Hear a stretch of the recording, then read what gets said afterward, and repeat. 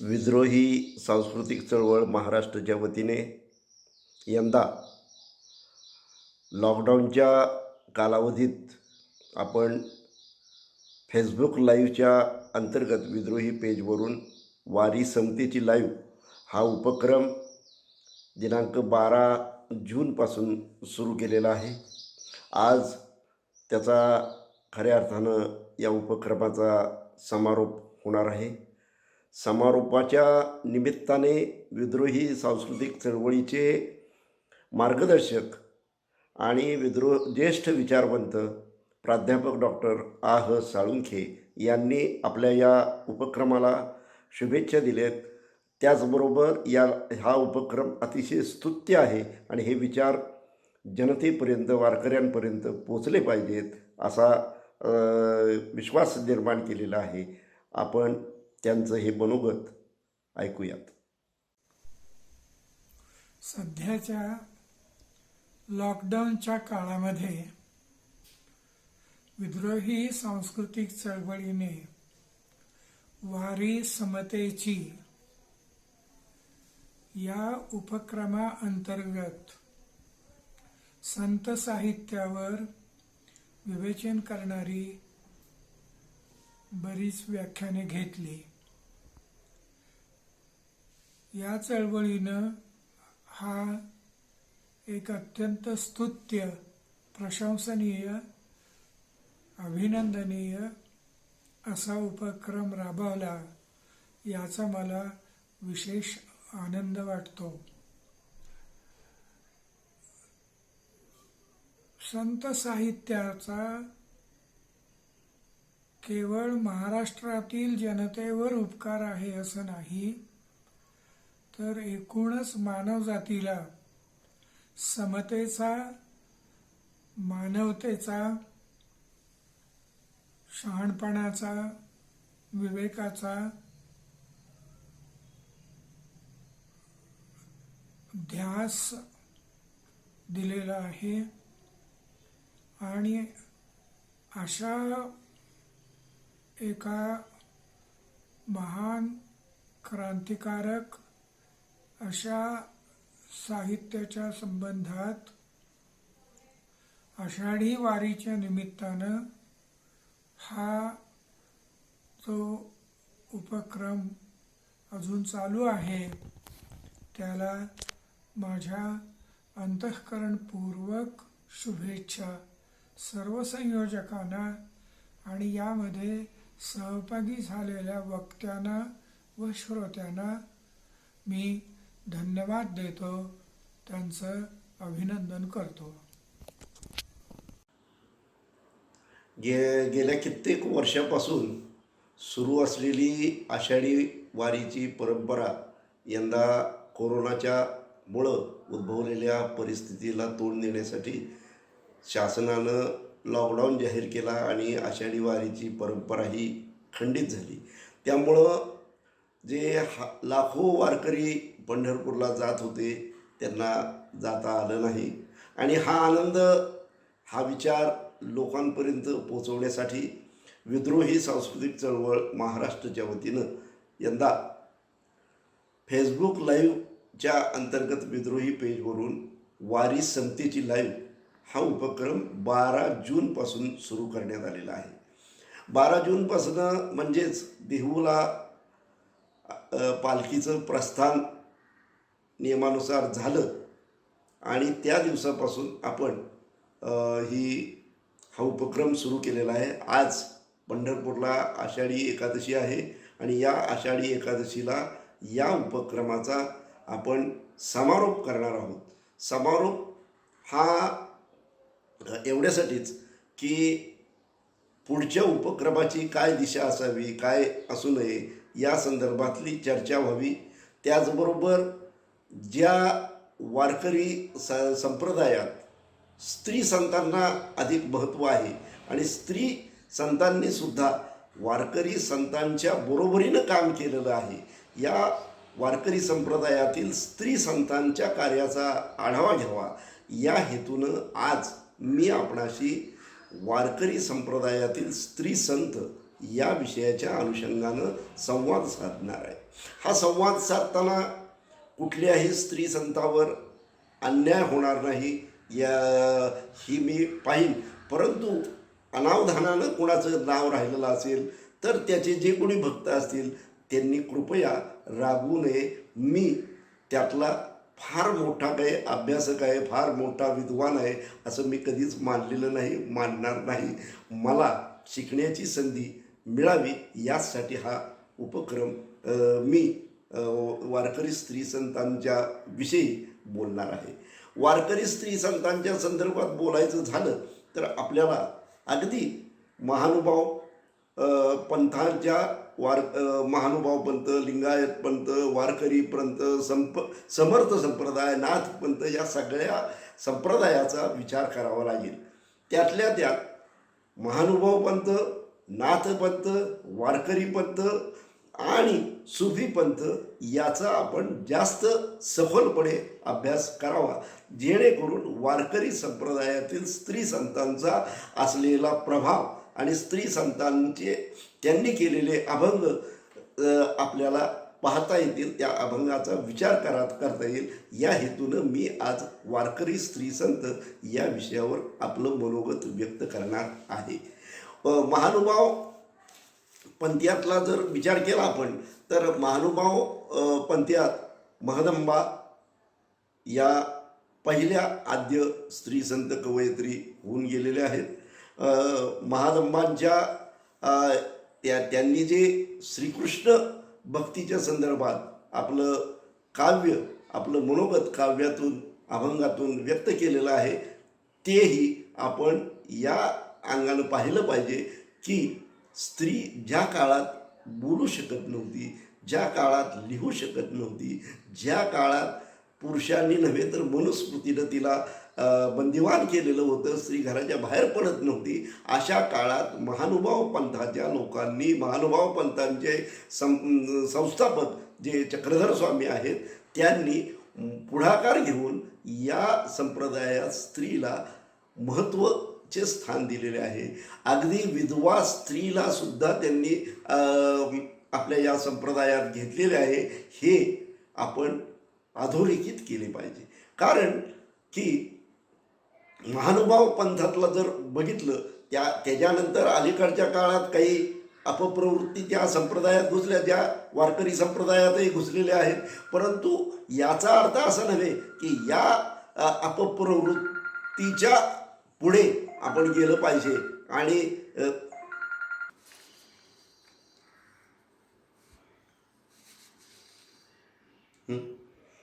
वारकरी संप्रदायात महानुभाव पंथातील महदंबा, नाईकबाई, उमाबाई इत्यादींचा गौरव किंवा उल्लेख करूनच आपल्याला पुढे जावं लागेल. कारण वारकरी पंथातील तसेच महानुभाव पंथातील या स्त्री कवयित्रींनी कृष्णभक्तीचे लोभस वर्णन या आपल्या अभंगातून केलेले आहे, आपल्या रचनेतून केल्याचे पाहायला मिळते. संत मुक्ताबाई असेल, संत जनाबाई असेल, संत सोयराबाई, निर्मळाबाई, कानोपात्रा, राजाई, गोणाई, लाडाई, साखराई, भाऊबाई, आऊबाई, लिंबाई, संत बहिणाबाई, संत सकू, भागूबाई, भागू या तत्कालीन स्त्री संतांचे योगदान महत्त्वाचे आहे. पण आधुनिक काळातील संत कीर्तनकार जैतूनबी या कीर्तनकारांचे योगदानही आपल्याला विसरता येणार नाही. हे आपण अधोरेखित केलं पाहिजे, हे पाहिलं पाहिजे. महानुभाव पंथातील आद्य संत महादंबा या प्रसिद्ध आहेत. मराठवाड्यातील जालना येथे जन्मलेल्या महादंबा या महादायिसा म्हणूनही ओळखल्या जातात. या चक्रधर स्वामींच्या शिष्या होत चक्रधर स्वामींनी स्थापन केलेल्या महानुभाव पंथामध्ये स्त्रियांना प्रवेश देऊन त्यांना अधिकार दिलाच, शिवाय प्रतिष्ठाही दिली.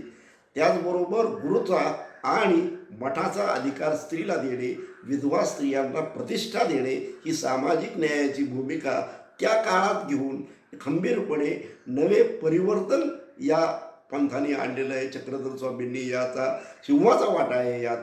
म्हणूनच त्याचबरोबर नाथ संप्रदायातही बंडखोर प्रवृत्ती आपल्याला पाहायला मिळते. म्हणूनच वारकरी संप्रदायातील मुक्ताबाई ही चांगदेवाची गुरु होऊ शकते. त्याचबरोबर हे आपल्याला दिसून येते. नाथ संप्रदाय, महानुभाव, वारकरी संप्रदायांनी स्त्रियांच्या बाबतीत उदार दृष्टिकोन नेहमीच स्वीकारलेला आहे. त्याचबरोबर महानुभाव पंथातील महादंबा या बालविधवा होत्या. त्यांना संन्यास दीक्षा दिली. तर बाईसा, कमळाईसा, नागाईसा, नाईकबाई अशा कितीतरी स्त्रिया महानुभाव पंथात सन्मानाने वावरल्याचे दिसते. स्त्रियांना वारकरी संप्रदायात बरोबरीचे स्थान आहे. म्हणूनच मी पुन्हा एकदा सांगू इच्छितो की मुक्ताबाई या चांगदेवाचा गुरु होतात. हेच प्रमाण आहे याची की वारकरी संप्रदायात स्त्रियांना महत्त्वाचे स्थान आहे.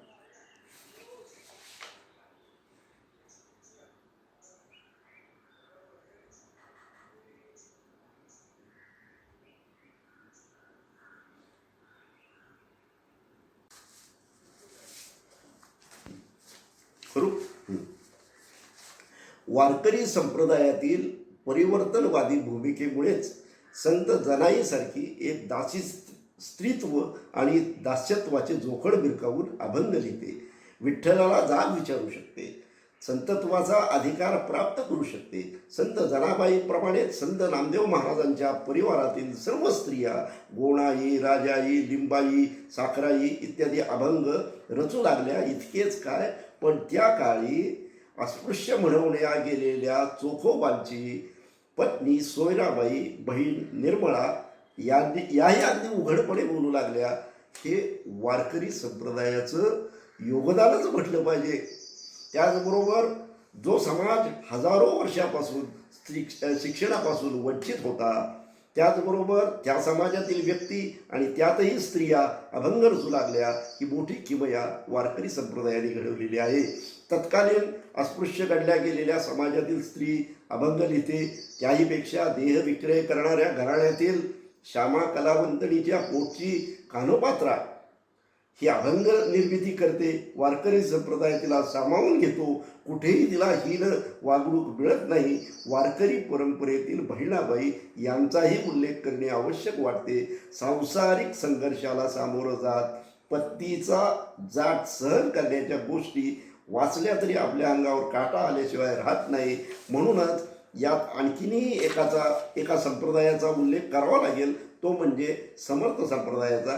परंतु समर्थ संप्रदाय आणि वारकरी संप्रदाय याचे मुळातच विचार भिन्न आहेत. त्यामुळं आपण समर्थ संप्रदाय हा वारकरी संप्रदायाच्या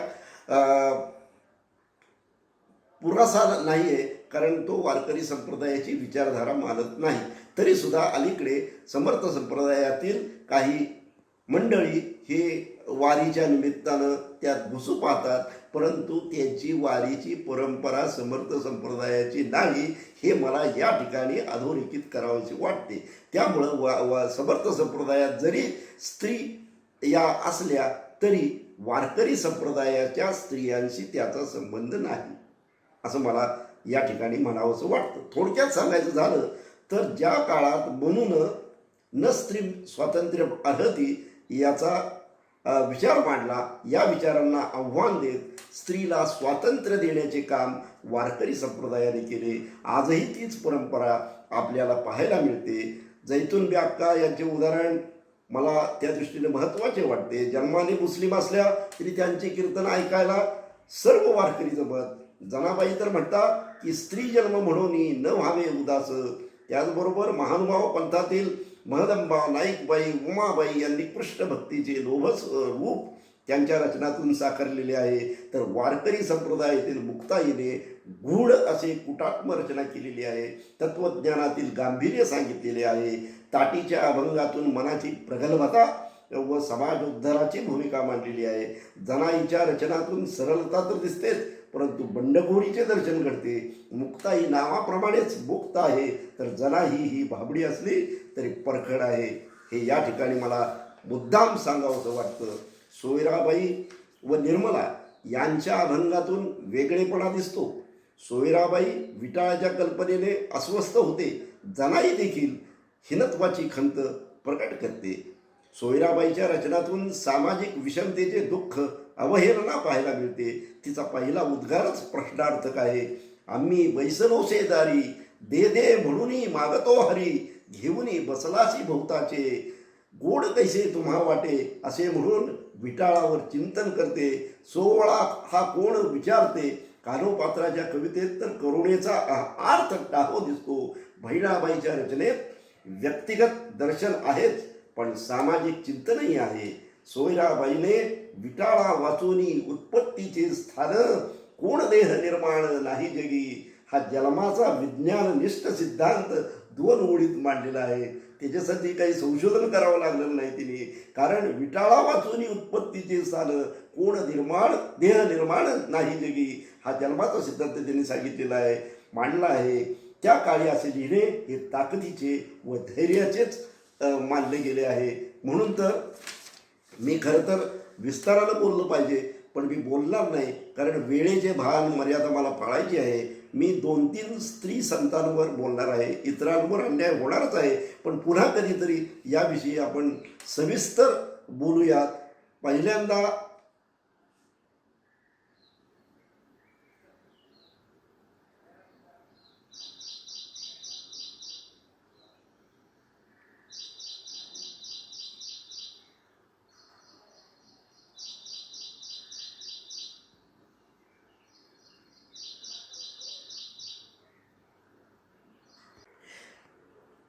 सुरुवातीला मी बोलल्याप्रमाणे खरं तर 2-3 स्त्री संतांवरच बोलणार आहे. आता मी पहिल्यांदा संत सोयराबाईंवर बोलेन. संत चोखोबा यांच्या पत्नी असलेल्या सोयराबाई या स्वतंत्र व्यक्तिमत्व म्हणून ओळखल्या जातात. आपल्या अभंगातून जगण्याचे वास्तव रोखठोकपणे सांगतात. त्या सोयराबाई ही ओळख त्यांनी निर्माण केलेली आहे. त्यांना समाजाकडून भरपूर त्रास सहन करावा लागला. त्यांच्या एका अभंगात त्यांनी म्हटलेलं आहे, अवघे दुःखाचे सांगाती, दुःख होता पळती आपोआप, आर्या पुत्र माझी बहिणी, माता हे अवघे सर्वथा, सुखाचेही आता आता कुठे विटाळा. अर्थात मासिक पाळीकडे मागण्याचा लोकांचा दृष्टिकोन बदलत आहे, पण 700-750 वर्षापूर्वी देखील याबद्दलचे त्यांचे विचार या अभंगातून दिसतात. त्यांनी आपल्या अभंगातून व्यवस्थेला असा प्रश्न केला आहे की देहात विटाळ बसतो, मग देह निर्माण केला कोणी? हे तुम्ही सांगा ना. देहाची विटाळ म्हणती सकळ, आत्मा तो निर्मळ शुद्ध बुद्ध, देहीचा विटाळ देहीच जन्मला, सोहळा तो झाला कवड धर्म. असा परखड आणि वास्तवदर्शी दुःखद प्रश्न विचारणारे अभंग सोयराबाईंनी लिहिलेले आहेत. सोयराबाईंचा रंगी रंगला श्रीरंग, अवघा रंग एक झाला, हा अभंग तेवढ्याच ताकदीनं आवडीनं आजही ऐकला जातो. परंतु सोयराबाईंनी त्या काळात समाजावर होणारा, त्यांच्यावर होणारा अन्याय आपल्या अभंगातून व्यक्त केलेला आहे, मांडला आहे. संत सोयराबाईंनी चोख्याची महारी असे स्वतःला अभंगातून म्हणून घेतले आहे, संबोधले आहे. तिचे 62 अभंग आज उपलब्ध आहेत. संत सोयराबाईंच्या अभंग निर्मिती मागे संत चोखोबांसारखे व्यक्तिमत्व उभे असलेले आपल्याला दिसते. पंढरीच्या ब्राह्मणांनी संत चोखामेळ्यात छळल्याचे ती स्पष्टपणे सांगते. पंढरीचे ब्राह्मणे चोख्याशी छळिले, तया लागी नवल देते. विठ्ठलाला ती आपले दारिद्र्य कथन करते. आमची ती दशा विपरीत झाली, कोण आम्हा झाली पोटामध्ये, आमचे पालन करील बा कोण, तुझं विण जाण तुझे आता, असे ती अभंगातून म्हणते. जनाबाईप्रमाणेच सोयराबाई या सुद्धा विठ्ठलाशी संवाद साधतात, कधी कधी विठ्ठलाशी वादही घालतात.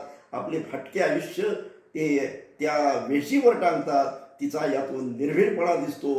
ती नितवरी नव्हे तर असे विठ्ठलाला सुरवायला माझे पुढे पाहत नाही. नितवरी म्हणजे ही नित बरी नाही तुमची, असं सुनवायलाही ती विठ्ठलाला कमी पाहत नाही, मागं पुढं पाहत नाही.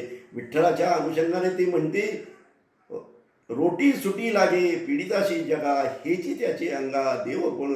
इतर देव समाजाला पिडतात, नैवेद्य मागतात, पण विठोबा हा तसा नाही, असे सोयरा स्पष्टपणे सांगते. यातूनच विठोबाला देव मानण्याची संकल्पना वारकरी संप्रदायात नाही, तर विठोबा ही आपली माऊली आहे, सखा आहे, मार्गदर्शक आहे. या भूमिकेतूनच वारकरी संप्रदाय विठोबाकडे पाहतो. कारण विठोबा हा जळी स्थळी कळी पाषाणी या वारकरी संप्रदायातील वारकऱ्यांना मदतच करण्यात आलेला आहे हे यातून भरीत होते. त्याचबरोबर संत सोयराबाईने दांभिकतेवर सूचक प्रहार केलेले आहेत. कथेच्या नावाखाली, कीर्तनाच्या नावाखाली सोंगढोण करणाऱ्यांवरही तिने प्रहार केल्याचे एका अभंगातून स्पष्टपणे दिसते. शिण वाटत असे मना नारायणा न पाहता, वाया आचार विचार सदा मलिन अंतर, सोंगाचे ते सोंग दावी रंग कथेचा, हा त्यांनी अभंग लिहिलेला आहे. मला या ठिकाणी आणखीन एक उल्लेख करायचा म्हणजे सातारा येथे झालेल्या विद्रोही साहित्य संमेलनात प्रमुख मान्यवर काही मार्गदर्शन करायला आलेले होते. त्यात ज्येष्ठ विदुषी विचारवंत डॉक्टर एलिनार झेलियाट याही आलेल्या होत्या. त्यांचा संत तुकोबांच्या संत साहित्यावर अतिशय गाढा अभ्यास आहे. त्यांनी त्यात PhD केलेली आहे.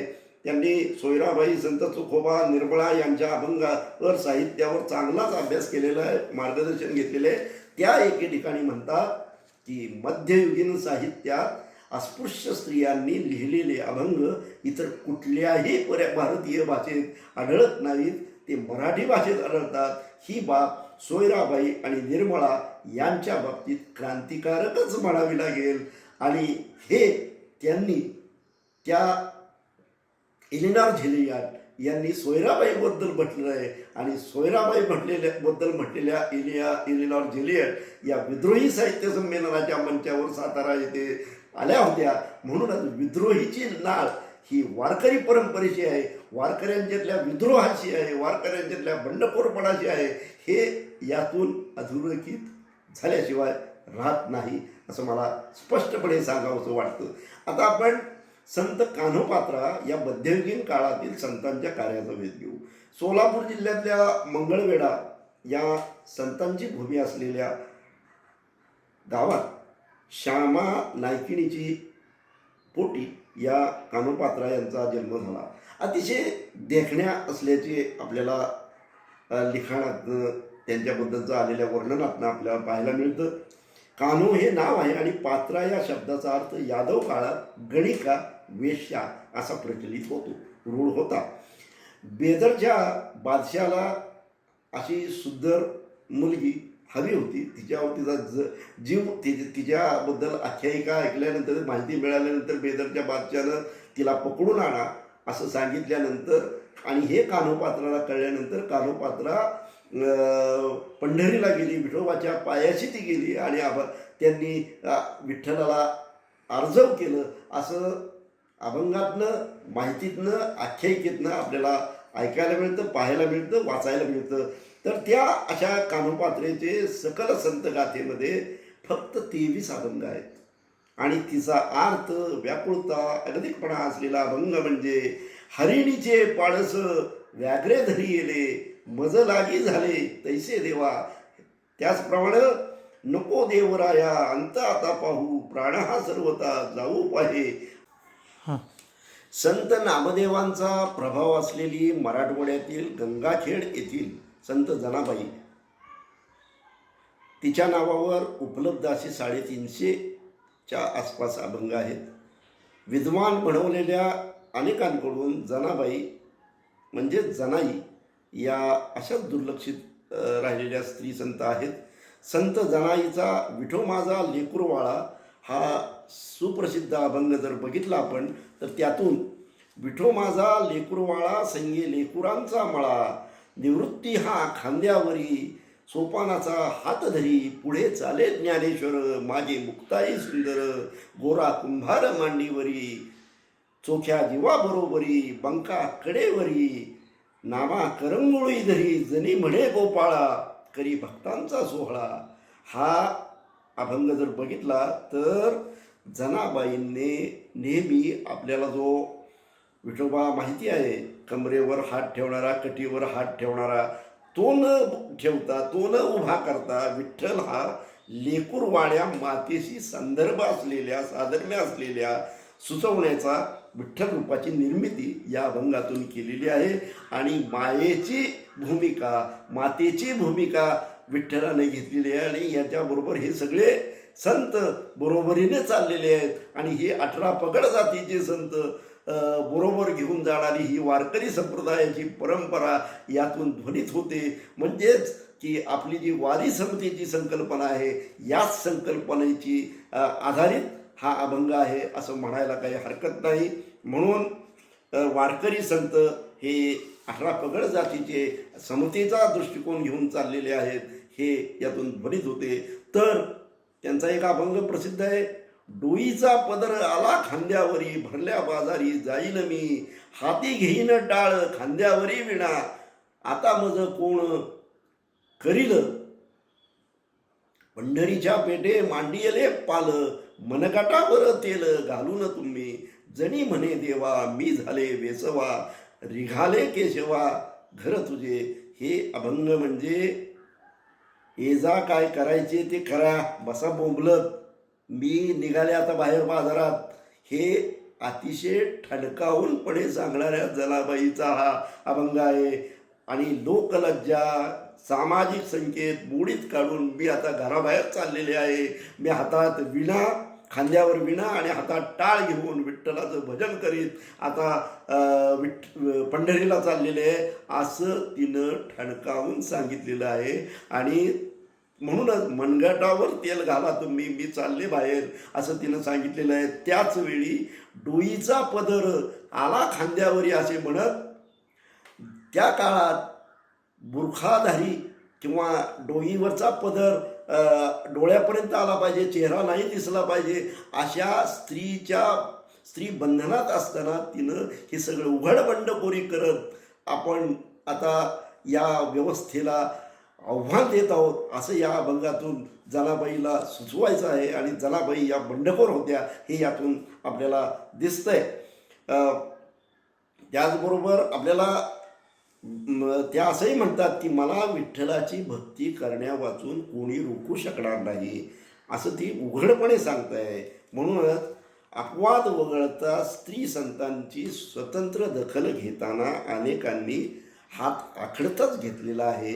आणि या स्त्री संतांचं योगदान महाराष्ट्राच्या या भूमिकेवर, परिवर्तनाच्या चळवळीवर, परिवर्तनाच्या विचारावर अधिक उघडपणे सांगायचं झालं तर वारकरी स्त्री संतांचं हे साहित्य, वारकरी स्त्री संतांचं योगदान परिवर्तनाच्या चळवळीला पोषक असंच आहे. म्हणून या वारकरी स्त्रियांच्या योगदानाबद्दल, वारकरी स्त्री यांच्या साहित्याबद्दल स्वतंत्रपणे आणि सखोल अभ्यास करण्याची गरज आहे. छोट्या छोट्या पुस्तिका काढणं गरजेचं आहे, त्यांच्यावर अभ्यास करणं गरजेचं आहे. आणि वारकरी स्त्री संत या आत्ता जरी आपल्याला पाहायला मिळाल्या तरी आपण जर बघितलं तर आधुनिक कीर्तनकार जैतूनबी अक्का यांचं जर उदाहरण घ्यायचं झालं तर माझ्या लहानपणापासून अगदी अलीकडे ते जाईपर्यंत माझ्या लहानपणापासून वारकरी या आषाढी वारीत, वारकरी संप्रदायात त्यांना एक महत्त्वाचं असं स्थान होतं. त्या जन्मानं मुस्लिम होत्या तरी कोणीही त्या मुस्लिम आहेत म्हणून त्या बाहेरच्या आहेत असं न मानता त्या वारकरी संत आहेत, वारकरी कीर्तनकार आहेत अशीच भूमिका मांडली आणि अशीच भूमिका घेऊन जैतूनबींना आपल्यातलं स्थान दिलेलं आहे. असा हा वारकरी संप्रदाय आहे. मी आज या ठिकाणी वारकरी संप्रदायाबद्दल बोलताना स्त्री संतांच्या काही स्त्री संतांबद्दल बोललेलो आहे. अजून बरंच काही बोलता येईल, बरंच काही बोलण्यासारखं आहे. परंतु आता मी या ठिकाणी थांबणार आहे. परंतु थांबताना मी काही महत्त्वाच्या काही बाबी आणखीन सांगणार आहे, त्या तुम्ही ऐका.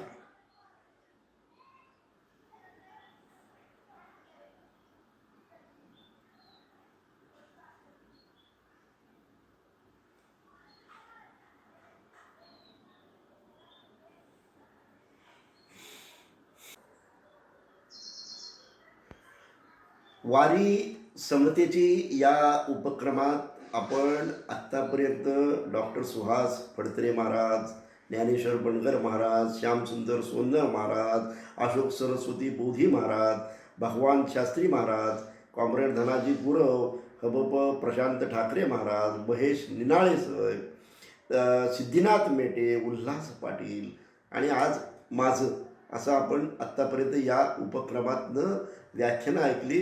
ही व्याख्यानं आयोजित करण्यामागची भूमिका हीच होती की संत परंपरेची जी नाळ उच्च नीचता विषमता याच्या विरोधात आहे, अंधश्रद्धेवर प्रहार करणारी आहे, हे आणि त्याची नाळ विद्रोहीची आहे, म्हणून हा उपक्रम आम्ही यंदा राबवलेला आहे. या उपक्रमात आम्हाला विद्रोहीच्याच असलेल्या आरोग्य शिबिरात नेहमीच ज्यांचा सहभाग असतो त्या इस्लामपूरच्या डॉक्टर नीलम शहा, त्याचबरोबर अनुप्रिया अर्चना आत्माराम, तेजश्री पाटील, भाग्यश्री किरण, माधुरी वसंत शोभा या कार्यकर्त्यांनी या व्याख्यानात ज्या सहभागी झालेले होते त्यांचा परिचय करून देण्याचं काम त्यांनी केलेलं आहे आणि विद्रोहीच्या उपक्रमाबद्दल माहिती दिलेली आहे. आणि हा उपक्रम तांत्रिकदृष्ट्या आज जरी संपला असला, थांबवला असला, तरी याही पुढीच्या काळात वारकरी संप्रदायाचं योगदान जे महाराष्ट्रावर आहे, आपल्या समाजावर आहे, त्या समाजाच्या उतराईतून, त्या योगदानाच्या उतराईतून हे करण्यासाठी आपण नेहमीच असे उपक्रम राबवणार आहोत. या ठिकाणी मी आज आणखीन एक घोषणा करतोय की पुढच्या नजीकच्या काळात म्हणजे 17 जुलैपर्यंत माझे स्वतःचेच वारी समतेची हे पुस्तक रूपाने सम्यक विद्रोही प्रकाशन संस्था प्रकाशित करणार आहे. आणि ह्या पुस्तकाला खरं तर बापू चंदन शिवे सर, कॉम्रेड धनाजी गुरव, ज्ञानेश्वर बंडगर महाराज, खबप डॉक्टर सुहास फडतरे यांनी सांगितलं होतं की आपण पंढरपूरलाच या पुस्तकाचं प्रकाशन करू, पण लॉकडाऊनच्या कालावधीमुळे आणि लॉकडाऊनमुळे आपल्याला हे प्रकाशन तिथं जाहीरपणे करता येणार नाही. त्याबद्दल मी दिलगिरी व्यक्त करतो. पण हे पुस्तक लोकांपर्यंत कसं पोचवायचं याच्या पुढच्या काळात विद्रोहीचे कार्यकर्ते नक्कीच पुढाकार घेतील. या पुस्तकाला अभिप्राय आणि ब्लर ज्येष्ठ विचारवंत आणि आपले मार्गदर्शक प्राध्यापक डॉक्टर आर साळुंखे यांनी दिलेला आहे. मी त्यांचे आभार मानतो, धन्यवाद देतो त्यांना. त्याचबरोबर कॉम्रेड धनाजी गुरव हे विद्रोही सांस्कृतिक चळवळीचे कार्याध्यक्ष आहेत आणि बडवे उत्पात हटाव आंदोलनातील एक बिनीचे कार्यकर्ते आहेत. त्यांनीही माझ्या या पुस्तकाला 4 शब्द लिहिलेले आहेत. ही असं पुस्तक नक्कीच आपल्या सर्वांना आवडेल याची मला खात्री आहे. धन्यवाद. आपण माझं हे उपक्रमाबद्दलचं मनोगत ऐकून घेतलं. धन्यवाद.